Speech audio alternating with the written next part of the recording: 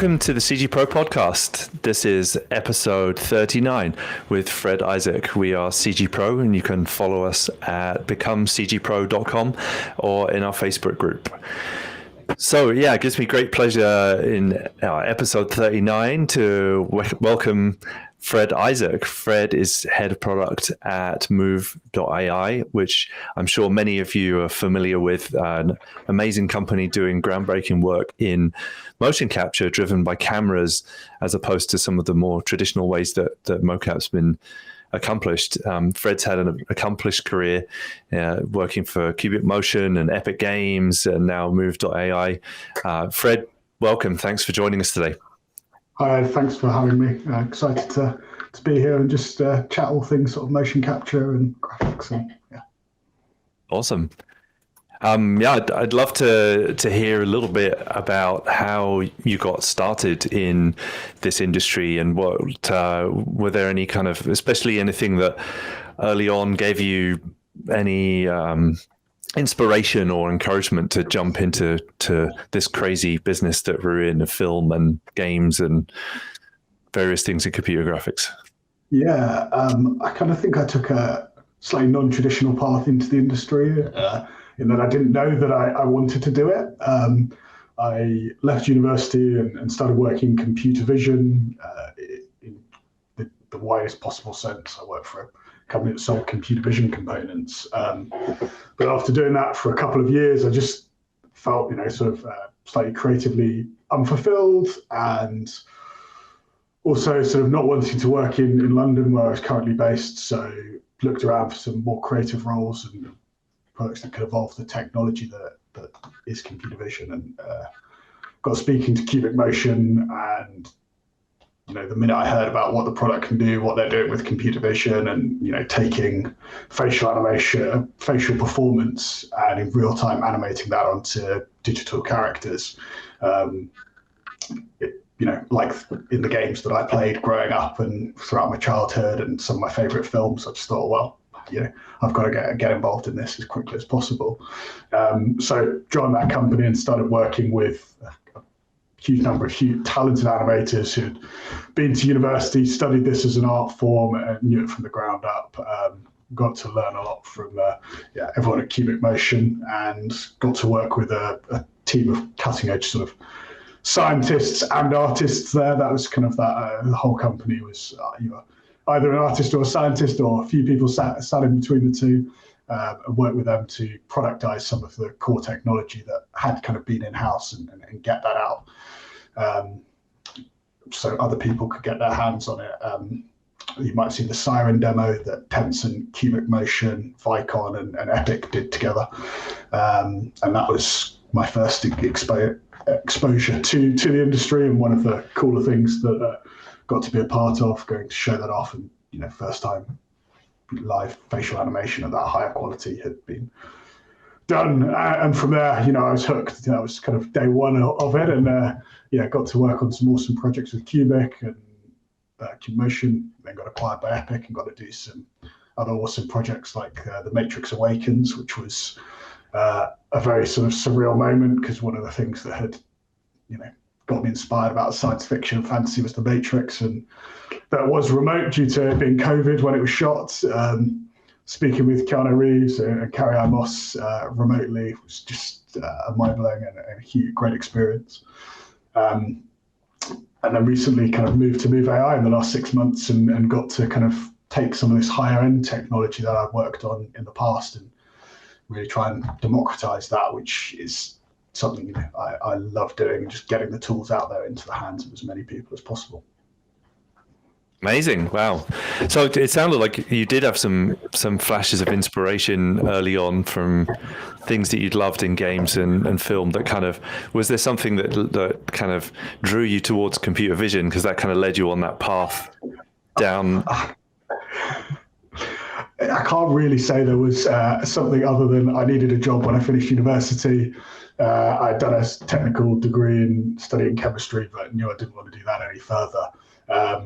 It was kind of actually after doing that for a few years and reflecting on what do I really love, what do I go and choose to do in my free time, which is play video games, watch science fiction, play board games with my friends. I was like, how can I get involved in in that creative process. I can't draw, I can't write, but I believe there are applications for computer vision in this industry. So I make tools for creative people now, and that's something I love. Being able to contribute. My kind of the thing I'm good at is taking highly technical things and translating those into kind of user experiences, or in the reverse, speaking to creative people, understanding their needs, what they want to do, and communicating that back to highly technical people to actually create something out of a product they can use and use in their creative process. So though I would never call myself a creative, I love empowering them and working with them, and it's kind of the best energy I've ever had. So now I'm in the industry, I know I never want to leave it. Fantastic. Yeah, well, I mean, creativity is a pretty broad idea in a way. Most people, I think, pen it towards art and music and things of visual nature in general. But really, creativity in its essence is combining things in new ways. And as such, I think that lots of things in the technical spectrum are also creative in development. I'm saying that because I spend a lot of my time doing technical things and trying to convince myself I'm creative too. Fair enough. Yeah. Okay. Maybe we've gone through the same journey there then, because I certainly. Maybe I'm always trying to convince myself that I'm not creative because I'm so inspired by what other people can see, these tools that I have and working with every day, and they just completely kind of turn them on their head what they're doing with them. One of the beta testers for Move.ai, we've got this system which markerless motion capture. You just need a number of iPhones to put around where you're performing, and I thought video games, I thought film and TV shows, I thought of all these use cases, and he said, "Oh, I want to teach people how to be safe with lifting boxes up and down," and that's thinking in such a different way that I had possibly been thinking about with how to use this technology, and that was one of the first people to use it. So I can't do it for all these various reasons with the current technology, and just seeing the influx of different people from these different domains that haven't been able to use motion capture before, haven't had the time to do animation, and are now kind of enabled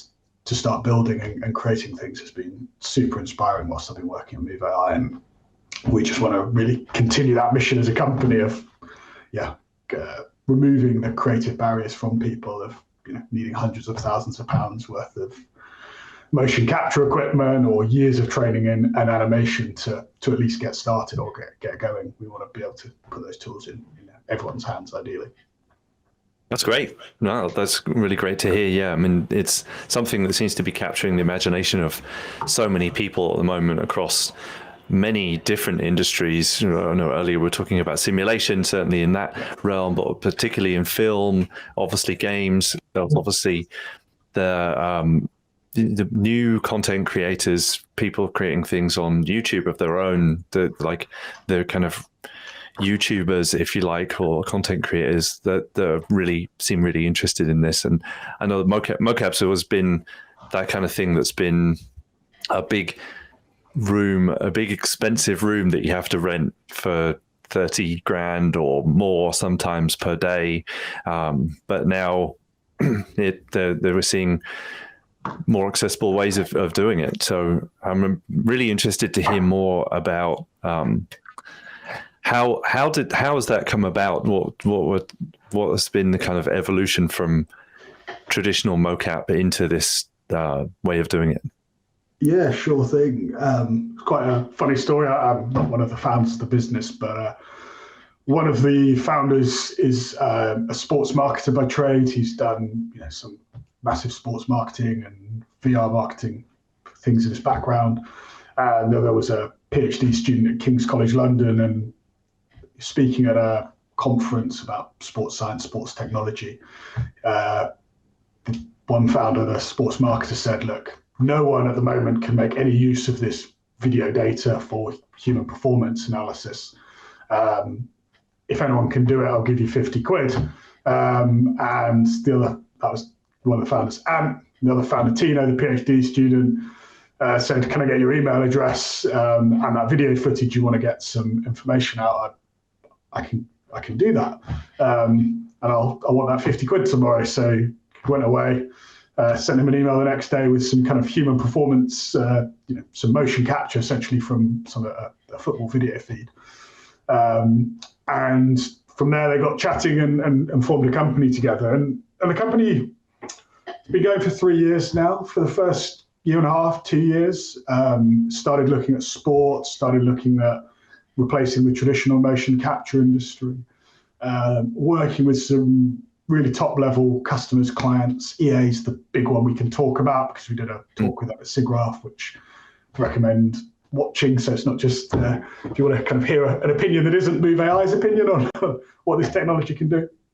And we ended up working with them, and we worked with them for probably the first 18. Well, after 6 months of getting off the ground, for the next 18 months, we worked with them and a number of other people. But we took a step back kind of 2 years ago and said, how many more electronic arts are there out there in the world who want to do motion capture, markerless, who aren't kind of served by the current industry? And we said, there's a great number of companies out there. They've allowed us to work with them, push the technology forwards to that level that they're comparing it with the incumbent. But EA, as you can imagine, they do a lot of different types of sports, fighting, all these different types of games where it would be ideal if they could capture in situ rather than getting someone to put on a motion capture suit and do it. But they weren't going to let the quality drop, so we had to prove to them that we can match that quality.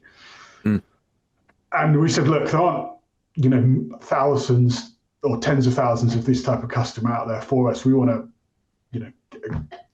go wide. We want to really sort of change the dynamic of this. And we looked around and we saw the likes of Roblox, Fortnite Creative, and the huge growth in creators there. I think one of the statistics was something like there are 500,000 creators in 2016, and now there are 10 million Roblox creators in 2022. They are currently hand animating Roblox characters if they want to put a new thing in there. Now, it's not the most complex thing in the world, a Roblox rig, but they can do some awesome stuff with it. And we thought, well, here's a market we can go and introduce a tool that will enable them to create new, exciting pieces of content that couldn't be created before. And so we thinned down the list of high-end customers we were going for. We stopped pursuing new ones and just work with those that are really committed to us, chosen to partner with, and we still work with them. And they're pushing our top end. And then we are now looking to productize, and we've got the beta running at the moment, this creator kind of tier. We're looking for that indie creator, that small studio, the previs department, these people who haven't necessarily had access to the motion capture suite department, or would love to block out and get going quickly with animation, or just wouldn't have had access to it before. And we're productizing with these creators in mind, people who haven't done motion capture before. And we just have seen this huge upswell in people saying, well, I never thought I could create this piece of content that was in my head because I was not based in the West, or I can't afford it, or I'm an animator. I never got allowed in the mocap suite to go and do it. I just got handed it to clean up. Now I can capture my own movement and pitch it back to my animation lead that, look, I think we should do it this way differently. And that's kind of who we're targeting. We're not trying to replace the current mocap systems out there, the mocap operators. We're trying to totally change how people think about motion capture. As not you go into that big expensive room, but just, I want that bit of motion that I've seen out there in the world in my 3D engine, in my 3D tool, and I can just get going with it. Not thinking about it as a huge production process. So that's kind of some of the shift and kind of where we've come from. We've got these top end people who have pushed us, let us get to where we are, and now we're trying to productize to meet this. People who weren't necessarily even asking for this as a product because they didn't know it could be done. Right. Well, I think there's a lot of curiosity out there about mocap, but I think a lot of people have assumed that it's really expensive. Even when it comes down to some of the more affordable suits that are out there now, they're still for many expensive. relative is, expense is a relative concept. Yeah. So where are you guys at the moment with, I guess, the product and the kind of price range and stuff? Yeah, absolutely. For what you can we are say. no worries at all. So in the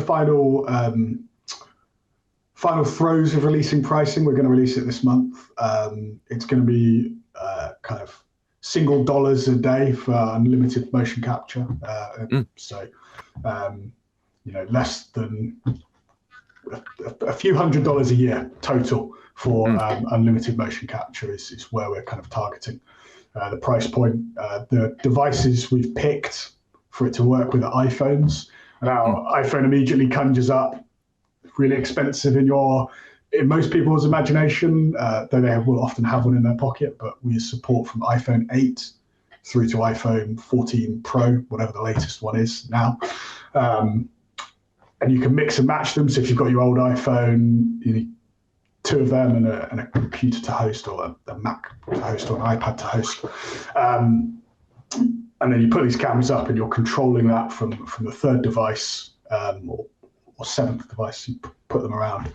And that allows you to upload to the server and process, essentially. And then you'll receive back your animation, which I would suggest for sort of a minute's worth of animation off 3 or 4 cameras, it'll take about 5 to 10 minutes for you to get that animation back. Oh, that's pretty quick. Once you post it.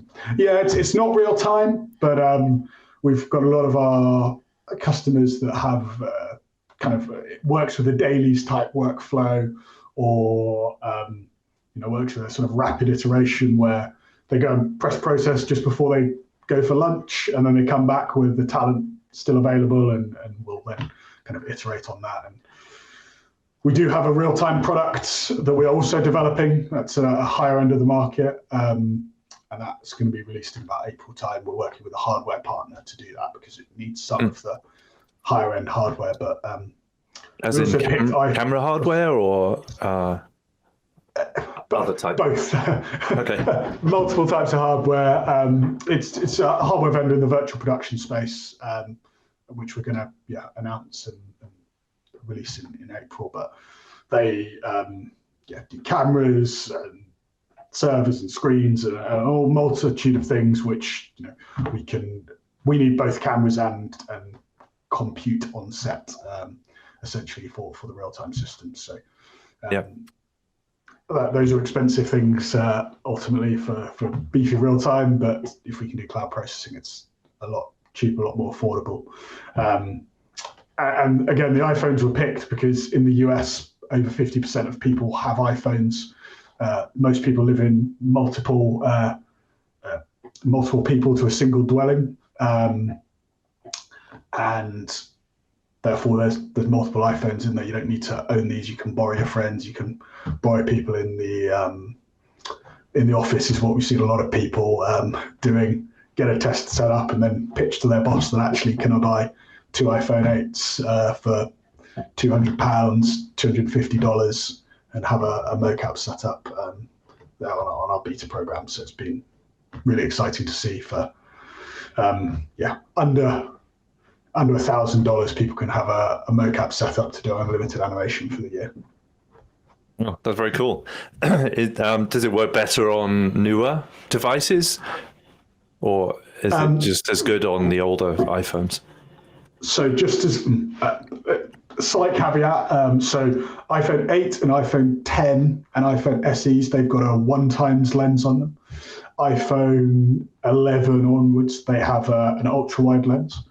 The quality of animation that comes out is identical, but the newer generation, so from iPhone 11 onwards, allow you to work in a much smaller space because they can be twice as close to the volume. Actually, a 1x lens, you need quite a lot of distance from the camera to get the top of your head to your feet in to be able to capture the human motion and the performance. So a lot of mix and match though is often the way a lot of our users do it. They have couple of new iPhones, they've got an old iPhone that they might use as the host device to control their newer ones, or an iPad. So, but the quality is the same no matter what combination you have. Got it. And it works on iPads? It works as a host device on iPads, so that means you can control the other cameras. There are some iPads that we support for the cameras. The iPads tend not to have quite as good cameras as the phones. Historically, we're working to improve the UX on the iPads at the moment. It's not quite where we'd want it to be, but it does work, and we've got a lot of people using it, and it works incredibly for the host device. Okay, that's cool. I was going to say, because we're an Android house here, but the kids, they're all iPads, so I could like steal my children's toys and do this with it. You definitely could. That is, a lot of people have done exactly that, or they've got into the work with like their two kids' iPads, borrowed some phones, and gone and done motion capture with it. So that's been really exciting. Had Corridor Digital, who you might be aware of, big YouTube channel. They started using our platform totally organically. I believe Nico found out about it. Not quite sure, sent through a Discord channel or something. And I was watching one of his videos, replying to some people in our Discord, and he was asking questions in it. And he said, "Oh yeah, we just went into the office, asked to borrow a load of phones of everyone in there, tested it out, and then they're looking to actually go and buy some specific hardware to, not have to go and stop shooting because a phone call's coming in on a phone and it's right, the tripod." But it's the problem with these multi-do-everything devices is like you got to still take phone calls on them. Gets in the way. Yeah, exactly.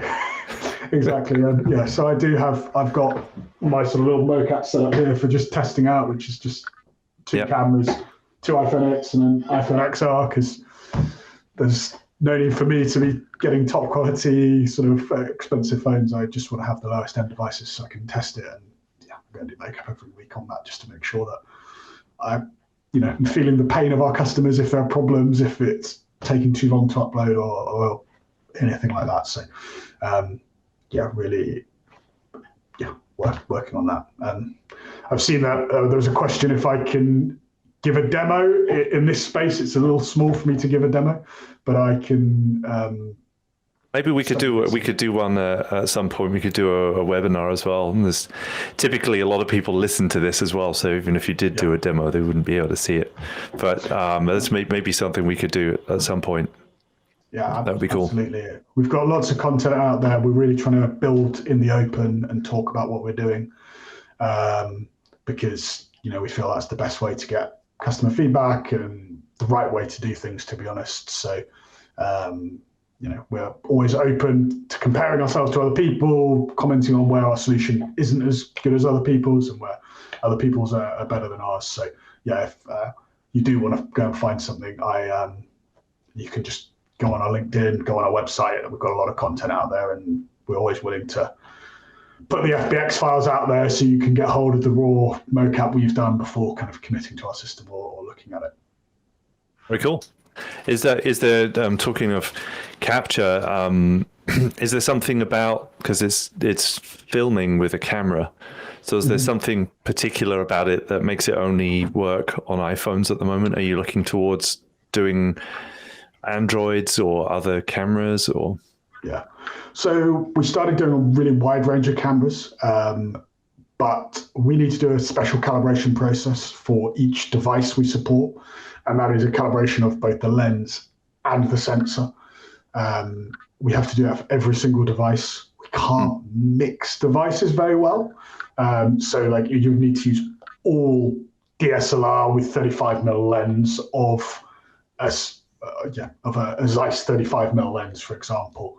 The iPhones have got a number of things that Apple's commitment to augmented reality, mixed reality, that allow us to mix the devices, to do the calibration a bit more easily, to be very standardized.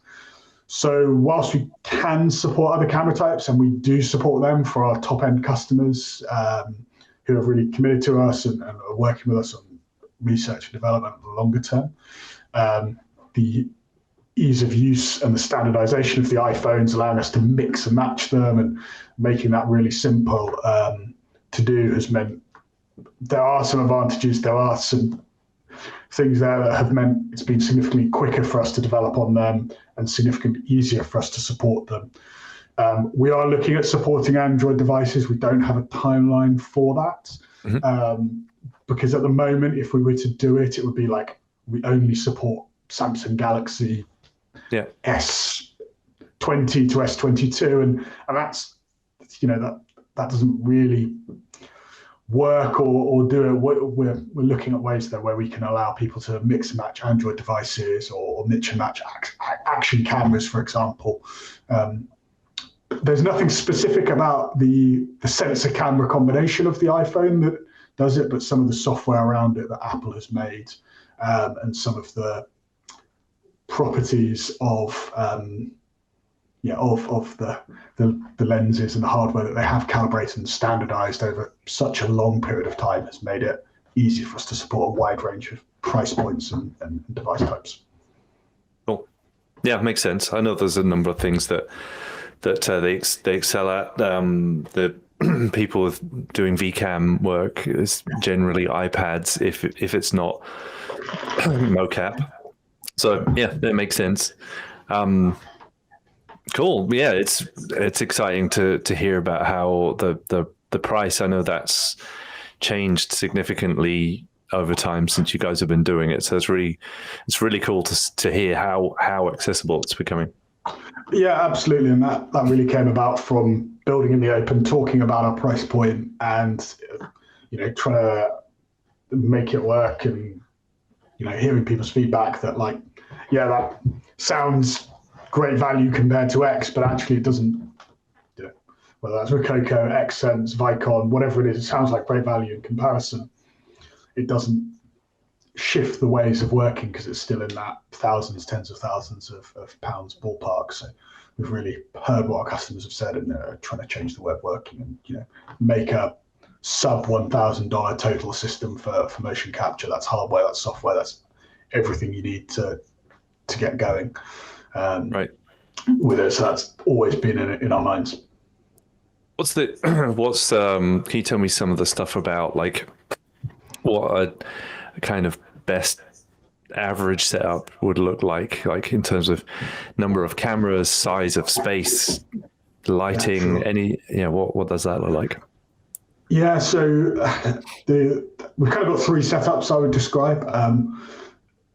We've got the minimalist, the lowest cost, the lowest end possible would be 3 iPhone 8s. That 2 cameras kind of put out at sort of 90 degrees away from the actor in front of them. And they can then perform. If something gets hidden from them, our system has got physics models, it's got kinematics models in it. So just because the arm has disappeared, our system doesn't think the arm no longer exists. It goes, okay, I know what human motion is meant to happen. I know how a human is meant to move. I saw the arm go there. I'm going to assume it goes there. Ultimately, if you're doing something totally different behind it that we never saw happen, we can't predict that. But for example, sitting down, just because it's lost your spine, it doesn't think you've fallen to the floor or your spine has disappeared. It thinks you're sitting in a chair and will hold you in that chair until you get back up. You've then got, that can cover a space from as small as kind of 2 meters by 2 meters through to a volume of about 6 meters by 6 meters. We then have the kind of the best one actor setup, where if you've got one actor without many props, that'll be 4 cameras, 4 corners of a square essentially. Again, that's covering about 6 meters by 6 meters. It would be on tripods at about 1.5 to 2 meters in height.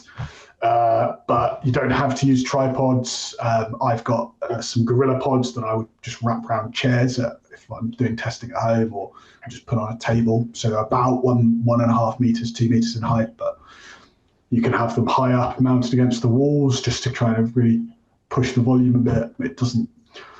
You can have them mounted in any configuration you want, as long as the actor's head to the foot of their body is to their feet, and the contact in the floor is is in the shot to start with. And then we've got our multi-actor setup. So that's 6 cameras. That's the maximum number of cameras we support. You have them arranged in kind of 2 semicircles of 3, or a circle with 6 cameras placed around it. That's 8 meters by 8 meters. That can support up to 3 actors. It can support 4, but the quality starts to drop off a bit because they start occluding each other so much. Or it can support fewer actors, but with more props. For example, tables and chairs within the scene, or having someone on a stationary bike and cycling within the scene. That's something where I'd say having 6 cameras is beneficial, because some feeds might not be able to quite see all of the angles, but with 6 cameras, varying heights between 1 and 2 meters, you can cover most scenarios there. So those are kind of 3 setups, but we can do 3 camera, we can do 5 camera, we can do anything at 2 to 6. We've had some really inventive people on our beta program, like making it work in their living rooms, in their homes. We've had people suction cupping them to the windows. We've had them, people sort of mounting them to trees in their garden. It's really not some sort of highly precision thing that needs to do that to get the quality of the animation there. The things that do affect the quality, having your wrists covered, quite a lot of long sleeve tops will cover your wrists, makes it very hard for us to get the hand motion correct. So a kind of short sleeve or short sleeve top helps.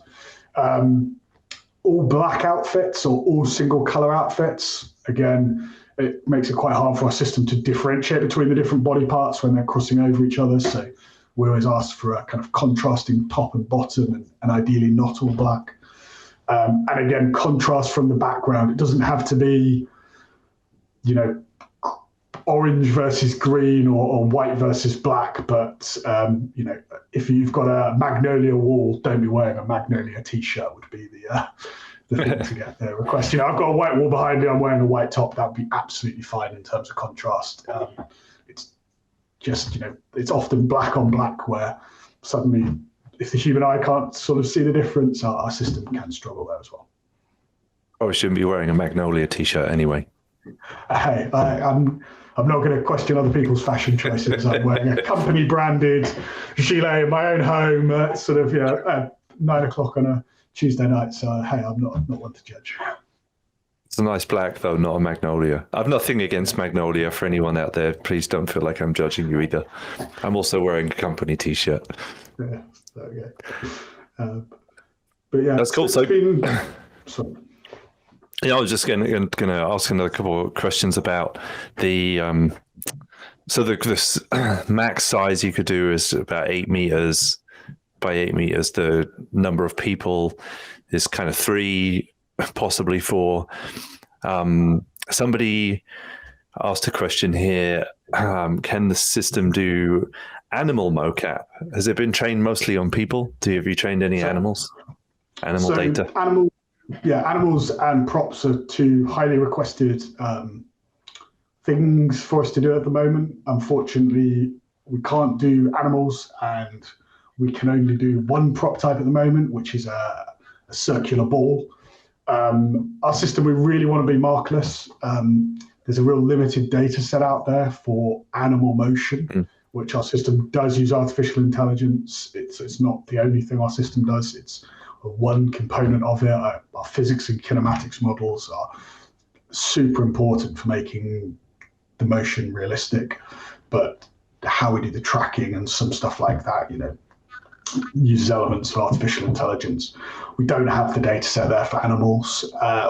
Also, the minute you do 1 animal type, you've got to do them all, or you've got to do a huge number of them. They've got such different gaits and such different motion that it's something we look at, we keep revisiting, we keep going, okay, we've got an idea, let's try it. We haven't found one that hits the scale or the thing we want. And the same with prop tracking. Can I track a weapon? Can I track a thing I'm holding? Can I track this? And again, there's just not the volume of training data out there for us to add the tracking elements to the system, so then to replicate the physics of it properly. What we have seen people do, and the way we've got the animation to look really nice, is you can have a prop, you can be holding a stick that you're swinging, and then people putting that into Unreal Engine 5.1. There's some new IK solvers they've got that are really good. You can parent objects to them, and putting the correct object in, parenting that to the hands, and getting absolutely incredible results out of it. So the work the Unreal Engine team there have done is absolutely stellar for adding props, I think, in or working with our animation, and that would be the workflow I'd suggest for anyone who wants to do it. It's like 3D scan the prop you want to work with, get it going, pin it to your character's hands. We'll get the motion of the human motion holding that, and actually it gets working really nicely for a lot of people there. Do it in post, as such. Yeah, do it in post, or real-time post. Near real time. It's always interesting sort of discussing these real-time. Is this a real-time workflow or not? Where we've got this animation that's playing back, and then we've got someone recording more animation, but it's not quite in sync or doing things there. So, yeah. That's great. Yeah, well, there's another question here that just came in. So somebody's asking, what about capturing quick motion? I'm assuming they mean fast motion. Could you capture someone running or moving very quickly through the capture space? So actually we had a very interesting example very, very early on in the beta, where it shows that our system is not flawless, but can work really well. So we had one person message us saying, "This works incredibly well on my bike. Thank you so much for doing this." And we had someone else message us say, "I tried doing this whilst riding a bike and it just didn't work." And we were like, "Okay, what's going on here? Can you send us your takes?" The first person stood in there with the bike propped against him, did the T-pose to start, which is how we start. You clap 3 times and do a T-pose, is how you start using our system. He got on the bike, he cycled around the volume, it looked brilliant, it was getting it right, it was sort of a chopper-style bike, he had the right positions, the legs were going, he got off, it worked, he picked the bike up. It's absolutely brilliant. The next take we go to look at, a totally different person. It's blank for the first 10 seconds, and then this guy comes herring through the volume, sort of going at 10 miles an hour at least, properly cycling hard. We don't capture anything. The character we tried to track had just disappeared off, and it just didn't work. So we can absolutely capture fast motion. Going back to kind of what I said earlier and where we came from, it was sport, it was running around pitches, it was looking at football data. We can absolutely get people moving quickly around the volume, but we have to have them start within the volume to do that performance. That would be what I'd say about that is, yeah, we can do fast motion, we can do quick motion. We work with sports governing bodies, testing this and evaluating it. But just got to start in the volume. We can't be charging through it for it to work. Just do it right, people, and it'll work. I think, if every one of our users was charging through the volume, they're doing it right, and our technology just isn't quite working correctly. We need to make it work for them. But yeah, we told the guy how to do it, and he got it working really well once he realised he needed to start on his bike in the volume. So got it. Got the result in the end. It's interesting how much this stuff has come from sport, even going back really far in terms of motion study to like Mybridge's work, all those books that animators have used since the 1800s when he did his original studies of human and animal and various different types of motion, where that guy invented the cinema camera, bullet time, all sorts of stuff. It's crazy how much that has come from that world. I think it's fascinating how much of particularly motion capture and then that feeding back into animation has come from non-artistic sources, where I think about, for example, fax. That came from I believe it was sort of linguistic studies. It wasn't trying to create some animation tool, but it was trying to describe human facial motion and emotion and this scientific and brought linguistics in. And then suddenly someone was like, wait a second, I can use this for animation, and brought that across. And sport has been a huge part of us pushing animation quality. I was one of the I think it was the second hire that had actually had some animation experience or worked in an animation company before joining. And actually, I think that's what allowed us to push to such high quality and such extremes, because the team made great leaps forwards in the quality of animation and the quality of motion capture. But because they didn't know what the baseline was, if it had been developed at Cubic Motion, we would have handed it to the animators that were working on projects, and it would have sped them up 5-10%. But because no one could do any animation within the business, the mocap had to work properly end to end and look realistic. So the research team and the development team and everyone working on it just kept improving and iterating on the system to improve the quality of motion capture until it was at this incredible parity with some of the optical systems, rather than sort of stopping and moving it in and using it as an augmentation tool for an animation workflow, for example. So kind of being that outsider, focusing on sport and these other applications is actually what allowed us to then come to the animation industry and the film and this side of people who want motion data and be like, look, here you go, we've got hyper-realistic matching of this and can put this into all of these different environments. Right. What were you doing with? So you were with Cubic Motion at the time when they were bought by Epic. Yeah. What was that experience like, and what was it like working with Epic? Yeah, sure. I think it's quite a hard one to answer because of when we got bought. So we got acquired a week or 2 weeks before the UK announced lockdown for COVID. Oh. So it was quite a different time for everyone.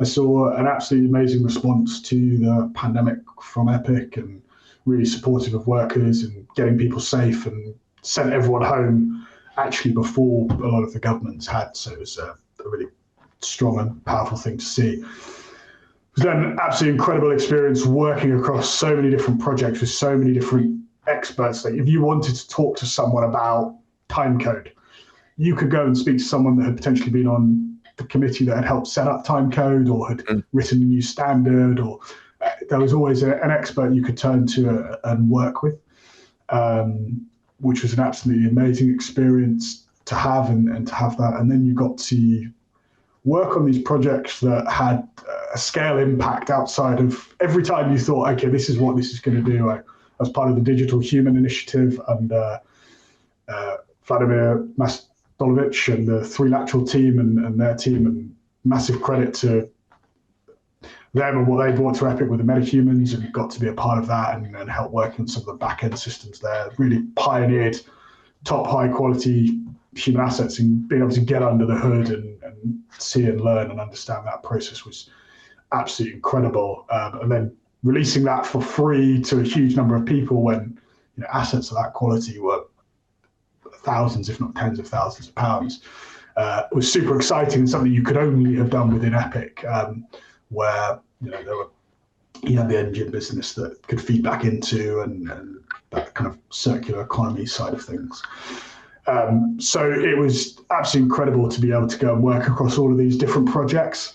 At the same time, I did leave to go and work for a smaller startup company because I wanted to kind of have a bigger impact on the projects I worked on, because there were so many experts and the projects were so vast. I sometimes personally felt lost in terms of what my contribution was to it. So that was part of the move there. But absolutely love Epic, love working with Epic. We Move.ai received an Epic mega grant, and we are now giving back to the mega grant community, where if someone has received a mega grant, we now give them free Move.ai processing time on the system, so they can go and do animation and create new projects. And we've worked with a huge number of mega grant recipients to try and help and support them. I believe you've had Haz on the podcast before. Yeah. He helped us push and develop, but we've had others like Mitzi Make use it, a few others to mention. So absolutely love working with them as a company and think they're doing an absolutely incredible thing. Both love working for them and now I've working with them in kind of a partnership scenario. Very cool. Yeah, and I know how you feel. I think it's very different working with big organizations and small, and I kind of like both at this point. I like as you said, the ability to be able to have more influence in a small company, and of course, the big companies you can have more resources, you can do crazy big things. But sometimes you're a smaller part of it. They're both. I think I've really enjoyed doing both throughout my career as well. Absolutely. I think I've been blessed to have the experience of both. And I think, learning some of the mission that Epic has about the democratization and wanting to make these tools accessible to people and seeing what they've done, has definitely stuck with me and will stick with me because it's something I want to do and something Move wants to do as well, which is democratize, make these things easier to use, make it easier to do. So, very easy to work with both, and then you've got this bigger impact potentially of the bigger company with the bigger resources. But then you've got to be able to move in a more agile way and iterate from high end down to low end and think about the democratization rather than potentially taking longer to make that move at a bigger company.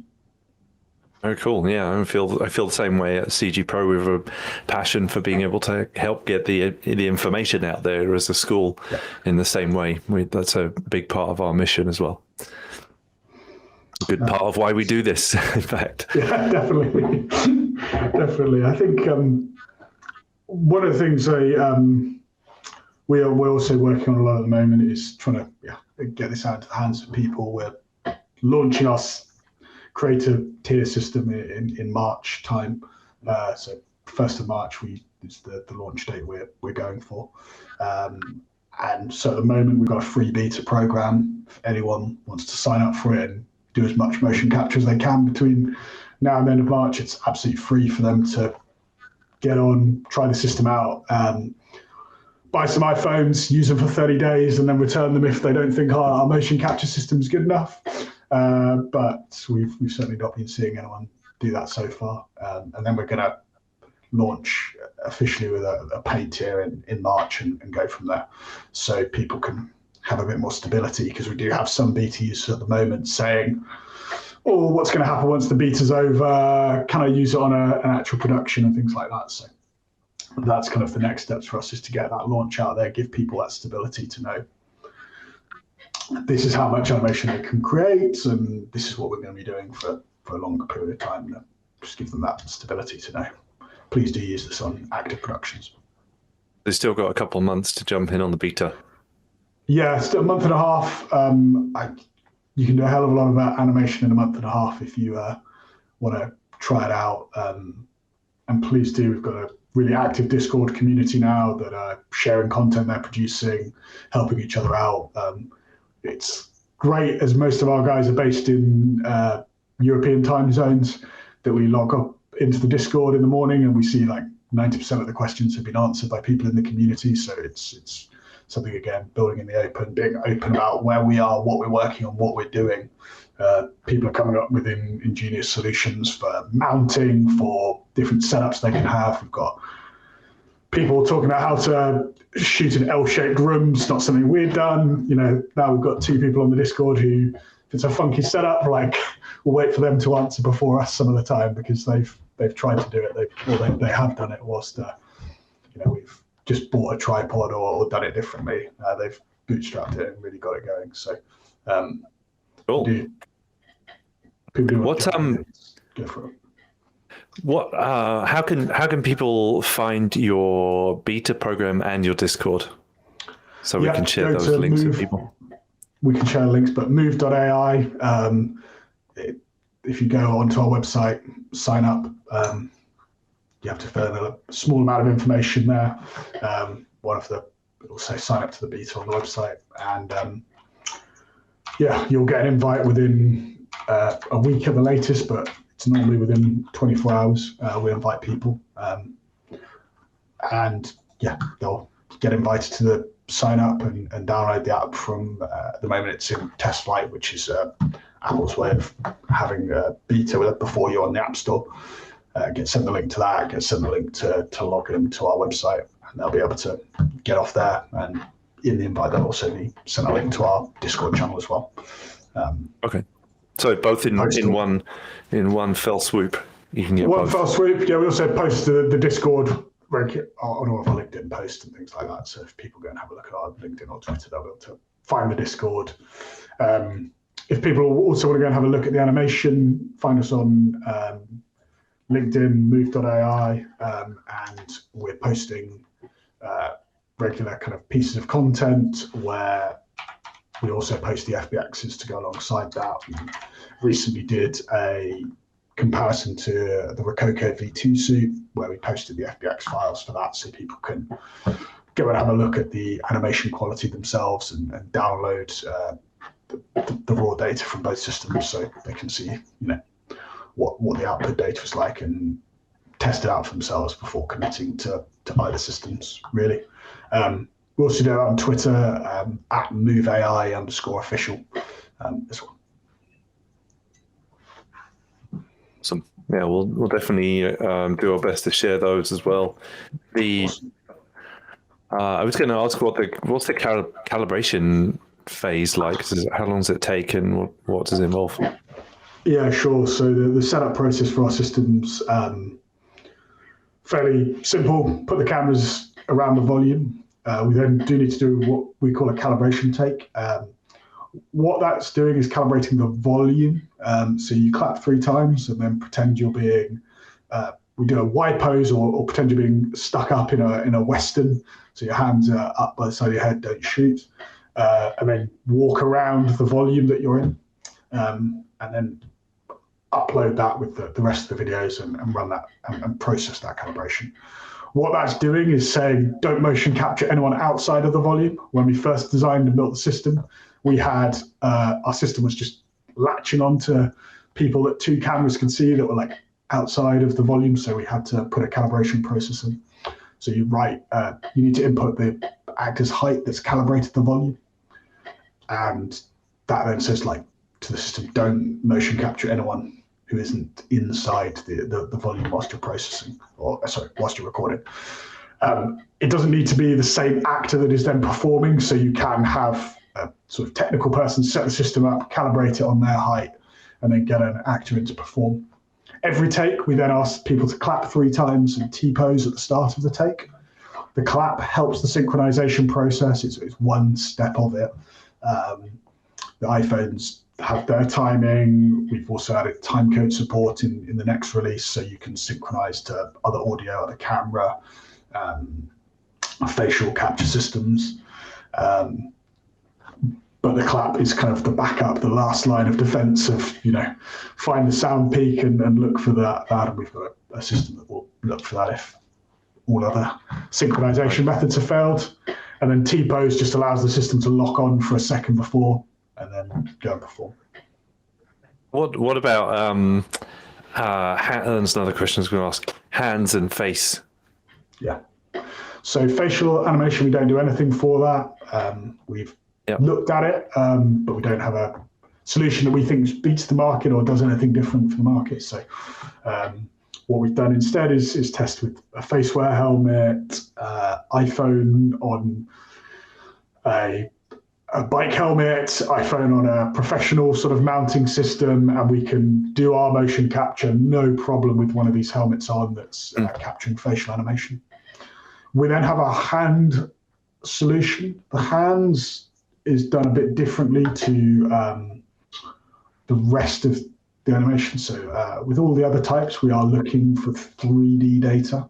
With the hands, we pick one camera feed and then do kind of animation off the fingers and hands. But we do that off just a single image due to the AI we've trained it on and been able to do that, and then feed that back into the physics and kinematics model. So you can imagine you've got sort of two tracking models going on, the body tracking and then the hand tracking. It's good. It can't work if we can't see everything. So if it's grip something, the physics model will hold on and we can do it. If you are, however, doing this and blocking, putting your hands behind one another and wiggling your fingers, our system's more likely to struggle. And I would suggest using a pair of gloves like the Manus or the Stretch Sense, which we have integrated and work with both of those systems. No problem at all. But for a lot of people, our hand tracking works and hand animation data works really well. It tends to be people using the bigger volumes where our hand animation system isn't quite as strong. Because it's further away, less pixels to further away, less pixels. It's very small relative to the image, but for most of our users, they're really pleased to just get some data out of the hands and have a starting point, really. That's cool. So it's a tricky thing to do. Yeah, no, I can imagine. My brain's already trying to think about the problem. I'll stop it from doing that. I'm doing an interview. I was going to ask you about what are some like things that you would love to see solved, or things you're excited about in the future? I think this is product manager hat on here at the moment. I think seeing the improvement in interoperability between different engines, getting files between different places and locations, and just getting them working. Retargeting is the bane of my life. Well, it's not the bane of my life, but retargeting is something I'm really passionate about. For those that don't know what retargeting is, it's you have a character that is a certain size, let's say it's a 10-foot ogre, and then you've got yourself that's a 6-foot person.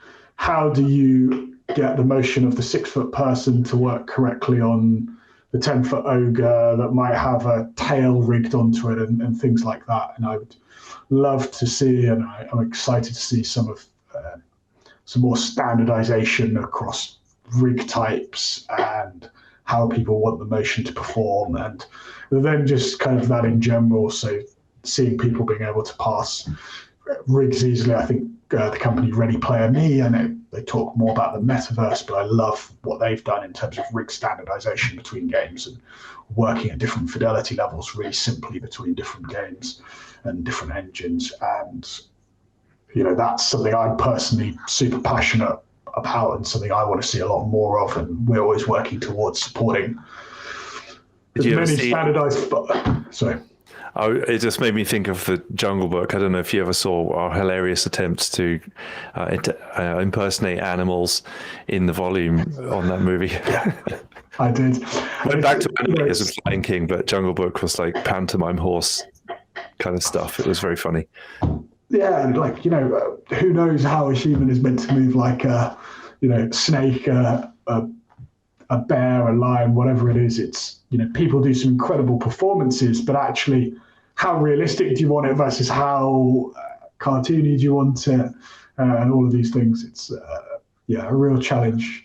The one thing I am afraid of when I talk about standardization, though, is that I think it's an XKDC comic where it says, there's 13 competing standards. We're going to make a 14th to standardize the standards, and that's right. So we're trying to pick industry use things, whether that's FBX or USD. We're loving what NVIDIA are doing with Omniverse, and we've got a plugin for them where they're saying, it's USD the whole way. Everyone can work with USD. Let's get that working. And some of these other kind of metaverse-wide initiatives we think are going to be transformative for the CG industry, where they start standardizing a lot of the way things are done and data's passed around and handled. So I'm really excited about them and some of their kind of knock-on effects into other industries where you can see this people just taking the path of least resistance. Okay, we're going to use that agreed on standard rig because I know how to work on that and I know how that works, and seen that with metahumans coming out from Epic. They came out, and now a huge amount of animation and tooling is based around animating a metahuman and the metahuman face rig and this type of standardization. So very excited to see what's to come from consortiums and people working together on things like that. Right. Yeah, it seems like there's a lot more initiatives like that these days. We need a consortium to manage the consortiums. Yeah, definitely. The committee managing committee. Yeah. Well, there's so many different aspects of CG graphics and computer graphics. I'm sure teaching all these people there's going to be a point where one committee standard butts up with another committee standard, but I'm sure these can be resolved over time. And I think so. The film industry. Yeah, and we're seeing more of it than ever, I think. I mean, I've been quite involved in USD since it started to emerge from Pixar, and we used it quite a bit on Lion King, and we've used it quite a bit since in the first versions that appeared in Unreal, and using it through early Solaris and Houdini. It's very promising, and I think there's people placing big bets on it, and things like Material X, and I think there's never been a better time for standards in CG for me. Yeah, and I think it's because a lot more people are building, so they can't be building their own tool sets. If you look at the history of CG, which it's come out of Pixar, as you said, that meant Pixar chose to go and build that whole standard themselves to go and do this. And Unreal Engine's a great example. It's every games company built their own engine. Well, there's going to be more people want to build, but that means less people can afford to be building the foundational layers because they want to go and learn in one place and then go and implement it somewhere else. It makes sense. A lot of people going back to Unreal, moving away from their own engines that they've invested 20, 30 years into, just because they can focus on the things that they want to focus on, the storytelling, the art, the creative aspects, and less on. Plus, Unreal have done such an amazing job of innovating. Absolutely, and I think something that isn't often talked about is learning these standardization engines. Like if you're then asking people to come in and work for you on a real niche technology that's your own in-house technology, it's really hard to recruit people to work on in-house technology now, because people say, well, I can never leave, I can never go and apply my trade somewhere else, I can never go and do something myself because I won't have access to these in-house tools. So I think that's something as well businesses are considering, with this real shortage of developers and artists and everyone across this space as it's growing so massively at the moment. That's an exciting time. Yeah, definitely. Is there anything that you want to share with people? You've already shared your Discord and various other things. Anything for you personally, or anything you want to leave people with before we? No, not at the moment. I think just go to move.ai, sign up for the beta, give it a try if you're looking to do some mocap and share your results widely. We'll be really excited to see what people are making with it. Awesome. Well, thank you so much, Fred, for your time, for sharing your time today. I appreciate having you on, and it's great chatting with you.